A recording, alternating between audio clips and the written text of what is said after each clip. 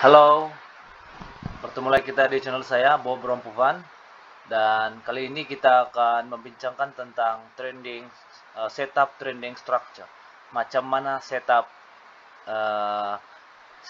trending structure. So, sebelum itu, bagi Anda yang pertama kali menonton video ini, kalau Anda suka video yang sebelumnya, ada video pertama tuh, kamu boleh tekan subscribe, tekan like, juga komen di bawah kalau ada apa-apa yang kamu ingin katakan ataupun ingin kita bincangkan di video seterusnya. So, kita akan mulakan supaya kita tidak buang masa. So, di sini ada setup trending structure. Maksudnya trending ini adalah uptrend ataupun downtrend. Dan di sini saya sudah buat satu market structure di mana kita ada high, low, lower high, lower low, lower high, dan lower low. So, sebelum itu saya akan kasih tengok juga, kasih lukis kamu macam mana bentuk market structure, macam mana bentuk setup untuk market downtrend punya market. So, di sini adalah satu downtrend, okay. Low, drop, dia akan buat base lagi sini, akan buat base, contohnya lah base dan drop. Oke. Di sini adalah base drop break, drop base drop. Sorry. So, kalau kita ambil zone, ini adalah demand zone.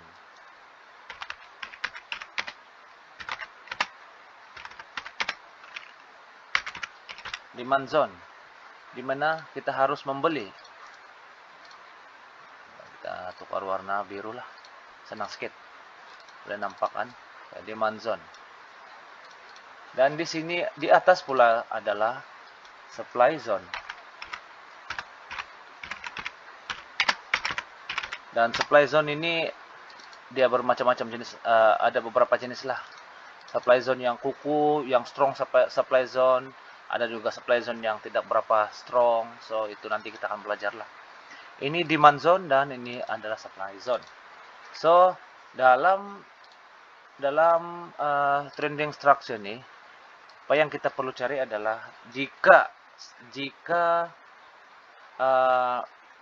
trend adalah downtrend lah, kita tulis downtrend ya. Downtrend. Jika downtrend, kita mestilah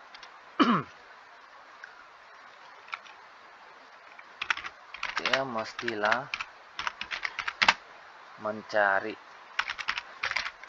demand zone DZ menjadi supply zone SZ. Oke. Kita buat ringkasan. Jika market adalah downtrend, kita mestilah mencari demand zone menjadi supply zone. Maksudnya, kita cari demand zone. Oke, kita sudah jumpa demand zone. Dan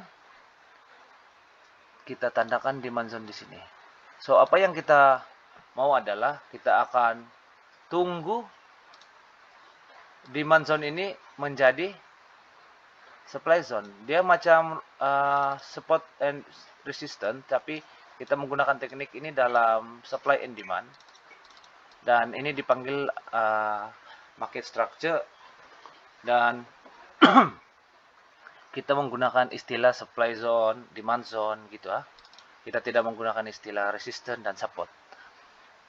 Dan apabila harga turun, kita sambung ah. Apabila harga turun, kita mengharapkan price ini akan merespek kita punya demand zone. Apabila harga turun dan price merespek kita punya demand zone, kita boleh entry di kawasan demand zone dengan menggunakan base yang kita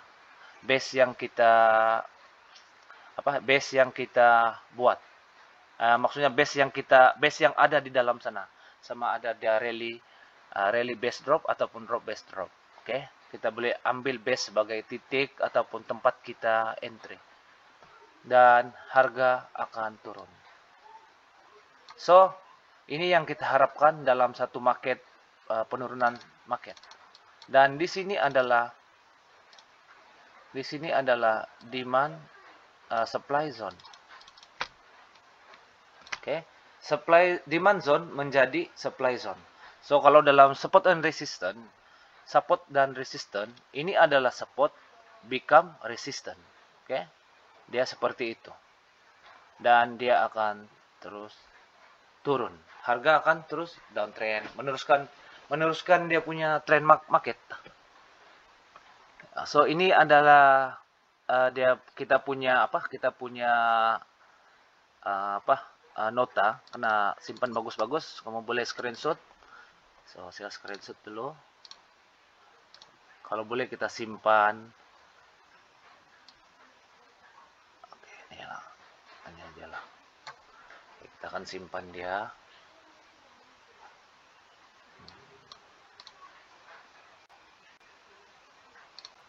Oke.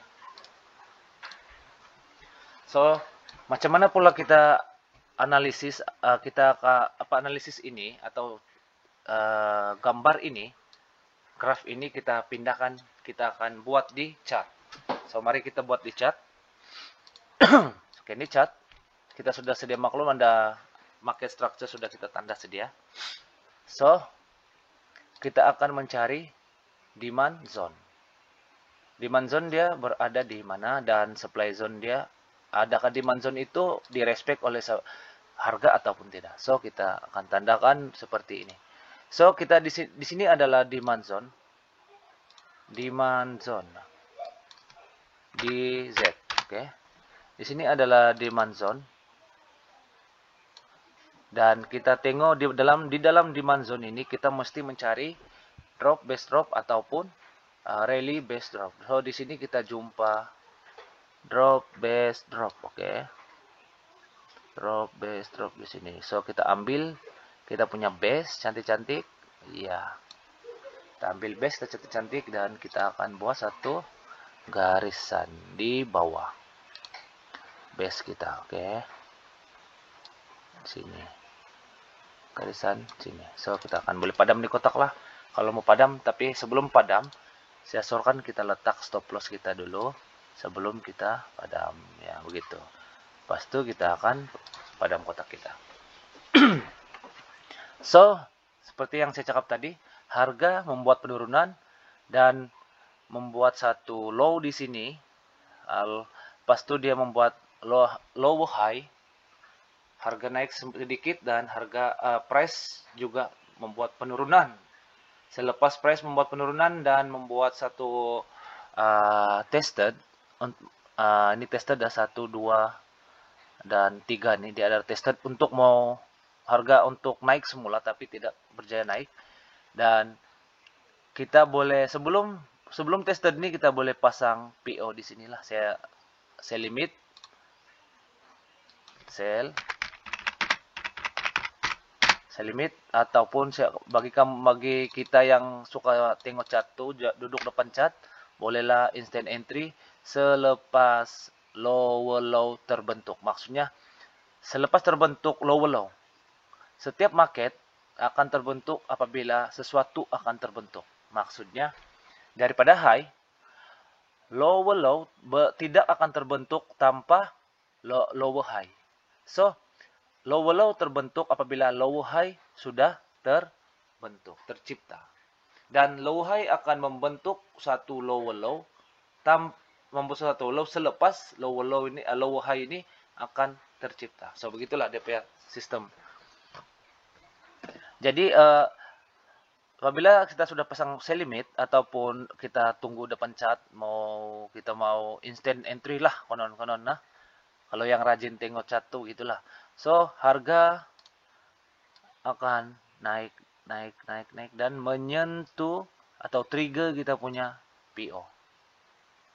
So, secara otomatis kita punya sell limit ini aktif dan berjalan mencari duit. Dan terusnya harga pun membuat penerjunan Pandalela di sini. Oke, sehingga ke sini. Berapa pips? 10 candlestick. So ini CAD JPY H1. So satu candlestick sama dengan 1 jam. Dalam masa 10 jam kita berjaya mendapat 562 pips dalam masa 10 jam. Oke. Wow, bagus tah nih ya. Dan kalau kamu boleh buat nih, kamu dikira kira level oke sudahlah. So, macam mana pula kita punya apa? Kita punya take profit mau letak di mana? Oke. So, di sini adalah 230. So, kita akan kira dalam kita satu nisbah 220 kan kita kira 220 kali 2 lah 440. So kita boleh letak stop loss kita 440 di sini. Oke, jangan tambah. Oke, sinilah. Kita ikut berdasarkan ketinggian ataupun jumlah pips di dalam base. Jumlah pips di base kita. So di sini. Oke.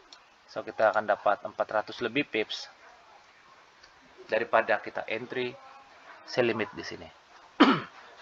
So ini adalah cara macam mana kita mencari entry setup dengan menggunakan teknik trending structure di downtrend punya market. So macam mana pula kalau uptrend punya market?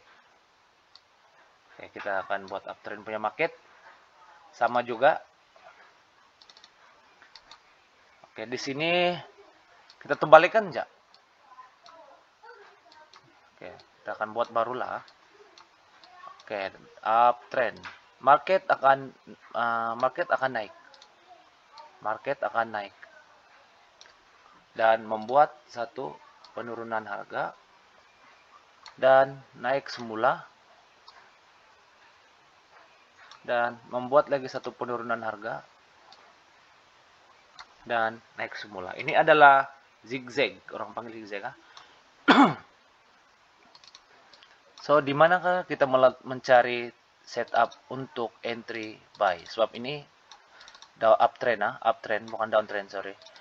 So, kalau uptrend kita mesti buy, jangan lawan trend. Kalau lawan trend, sedia floating lah.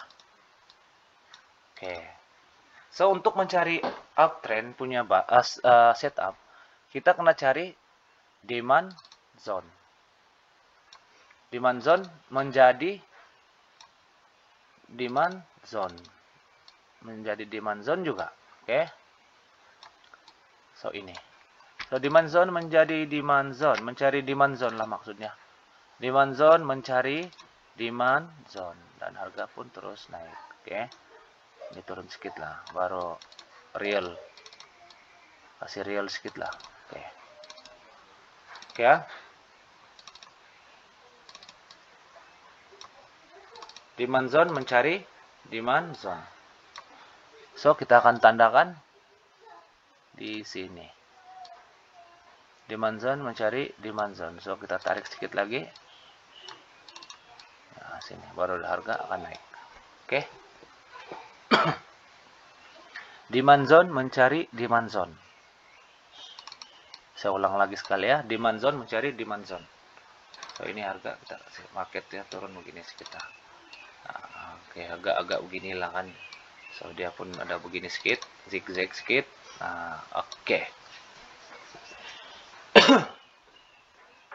Supaya kita senang entry, kita kena cari demand zone menjadi demand zone. Bukan demand zone menjadi supply zone. Itu adalah downtrend. So, ini uptrend. So, kita adaptasi di chart. Oke. Kita adaptasi, kita mau coba-coba buat di chart. So, di sebelah dia ada juga. Di sini ada. Sebab di sini berlaku end of trend. End of trend, nah. Dan kita coba tengok di sini. Oke, sini pun ada. Oke. Ini adalah uptrend, oke.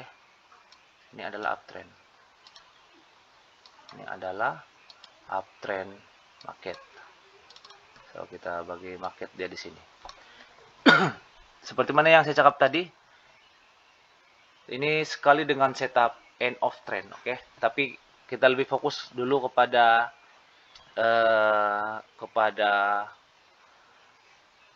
uptrend punya trending structure, oke? Ini adalah satu kenaikan harga dan turun dan naik semula dan turun semula, oke, dan naik semula. Kita buat correction juga, dia naik semula, oke, di sini. Kenapa yang sini tidak ditanda, yang ini kan, yang ini pakai structure kenapa ditanda? Nanti itu saya akan buat satu video juga kenapa kita tidak perlu tanda yang ini. Kenapa kita shortcut dia macam ini. Oke. Apabila di sini dia berlaku low sudah habis, low high sudah di break oleh high di sini, oke. Sepertinya kita akan buat high di sini. High, dan di sini adalah higher low. Higher low. Higher low. Oke. Di sini adalah higher low dan ini adalah higher high. Edge. Oke. Dan demikian juga di sini adalah higher low. Oke. So macam mana cara kita tanda? Macam mana cara kita tanda ataupun macam mana kita mau pasang kita punya setup di sini. Oke, kita besarkan. Di sini yang kita nampak adalah rally drop base apa? Rally. Oke, ini kita delete dulu lah sebab ini saya tanda ini supaya kamu nampak dia punya structure market saja. Tapi kalau dalam chart ini kita tidak boleh nampak kalau tanpa kita garis. Tapi kalau boleh kamu belajar garis, melukislah dulu chart ini structure market nih. Oke. Di sini kita ada higher low dan dalam higher low ini adalah kita ada base di sini. Oke. Kita ada base di sini. Ya, nampak tuh. Sekiranya lah harga belum kita tahu kan. Dan sini sudah tidak nampak. Oke. Oh, ini low. Tiba-tiba harga naik. Alamak. Di sini kita akan berpikir sendiri yang di sini sudah di break. Low high ini telah di break. Mana dia break di sini. Oke. So apabila low high ini sudah di break, low high ini tidak lagi valid dan dia sudah mencipta high di atas dan secara logiknya trend ini akan berubah menjadi uptrend. Sebab itu kita letak sini adalah higher low. Higher low itu yang lebih tinggi daripada yang low. Oke. Rendah yang tinggi. Macam mana cakap pun tidak tahu lah macam mana, tapi memang begitulah. Oke, apabila sudah begitu, kita begini, kita nampak yang gini, higher high, higher low. So price akan naik turun, datang terus. Setelah dia sudah datang begini, ada higher HH di sini, higher high. So kita boleh sell limit di area sini. Di body. Sell limit, buy limit. Sebab kita adalah apa? Kita adalah dalam keadaan market uptrend. Itu bukan itulah bagus ya kalau ada guru. So kita akan buat buy limit. Bukan sell limit. Sebab buy limit, kenapa buy limit? Sebab trend adalah apa? Uptrend, bukan downtrend. So kita kena buy limit. Oke. Kita kena buy limit di sini. Kita tarik nih buy limit kita sampai di sini. Oke, di sini. Macam mana itu? Anda lurus kah? Macam mana mau kasih lurus? Oke. Kita tarik, kita buy limit, kita mestilah letak di atas ataupun di bawah. Tapi kalau boleh biarlah di atas body lah, separuh body kah. Takut tidak trigger pula kan. Kadang-kadang ada orang diletak di shadow tidak trigger. So nanti kita buka time frame sampai kecil, nanti kita nampak mana yang sesuai itu. So saya punya cadangan, walaupun saya tidak nampak price belum bergerak, saya punya lah dalam cadangan saya akan letak di tengah-tengah base nih. Sebab apa? Kita sudah tahu ini adalah uptrend sebab dia end of trend sudah berlaku di mana lower high setelah di break dan mencipta lagi satu high price di trend yang baru, dan dia membuat penurunan menjadi higher low. So kalau belum nampak pun memang sudah kita tahu yang akan membentuk satu kenaikan price. So apabila sudah membentuk satu harga yang paling tinggi, setakat ini kita marking yang paling tinggi, kita akan buat PO di sini dan kita akan tunggu price datang atau tidak. Price setelah kita punya harga, kita punya PO sudah trigger. So bila trigger, apa yang kita buat? Kita hanya tunggu price bergerak seterusnya. Apa yang patut sebelum kita selepas kita PO, sebelum harga menyentuh atau menendang kita punya PO nih, buy limit nih, kita mestilah harus mesti meletakkan stop loss di mana saja, mengikut kamu punya kerelaan berapa risk dan berapa reward yang kamu mau. Oke? So, apabila sudah begitu, kita akan letak SL di sini, stop loss. SL. So, kita ada stop loss di sini dan take profit kita berapa saja yang kamu mau. So, kamu mau berapa saja? Berapa lama saja kamu bertahanlah, tidak sanggup mau close kamu punya income. So, apabila sudah berlaku sini, dia sudah trigger, kita tulis sudah trigger.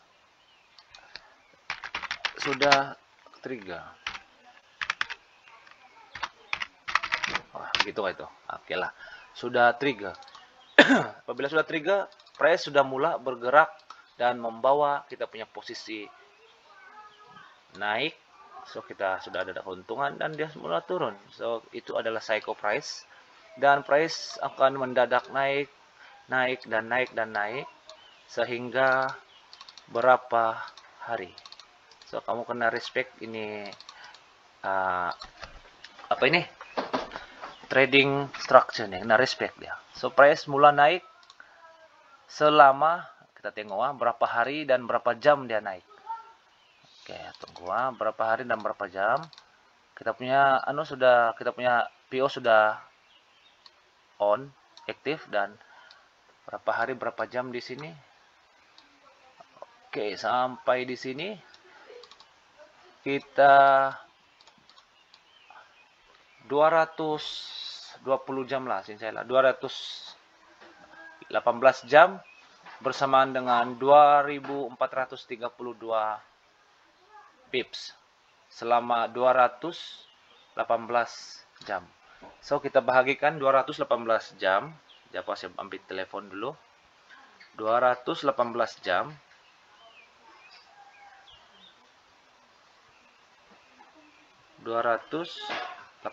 bahagi 24. So kita ada 4 hari setengah. 4 hari setengah kita tunggu, kita sudah dapat 2000 lebih pips. Oke, lumayan kan? Lumayan jauh. Hanya disebabkan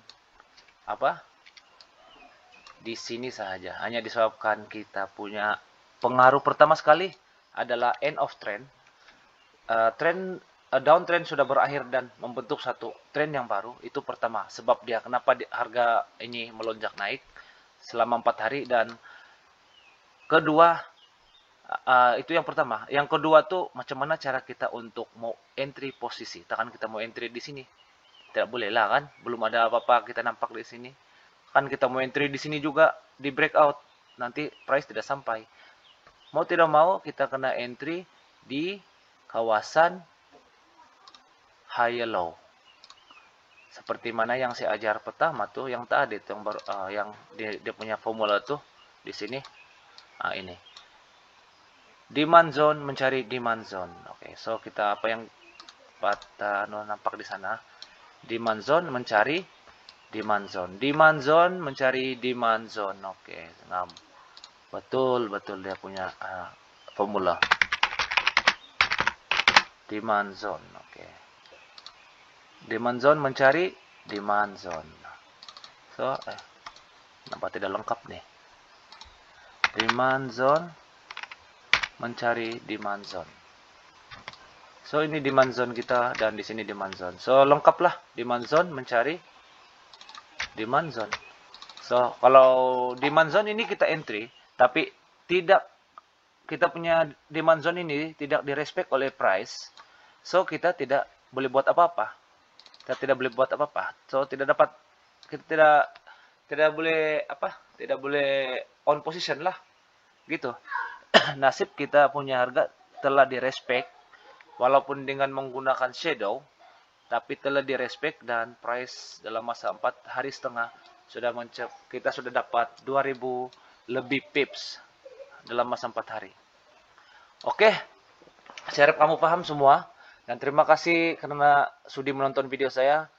So, sama-sama kita belajar cara setup, cara untuk cari key level dan segala-galanya dalam forex ini, sebab forex ini bermacam-macam analisis yang kita dapat. Tapi sebelum kita mau open entry order ataupun open order, kita mestilah adalah alasan kenapa kita buy dan mengapa kita sell di kawasan tertentu. So terima kasih karena sudah menonton video ini. Jangan lupa tekan subscribe, tekan like juga kalau kamu suka video ini, dan kalau boleh kamu share kepada kawan-kawan biar semua orang tahu yang cara trading ini kita boleh mendapat income. So terima kasih sekali lagi, saya Bob Rompuvan, bye bye.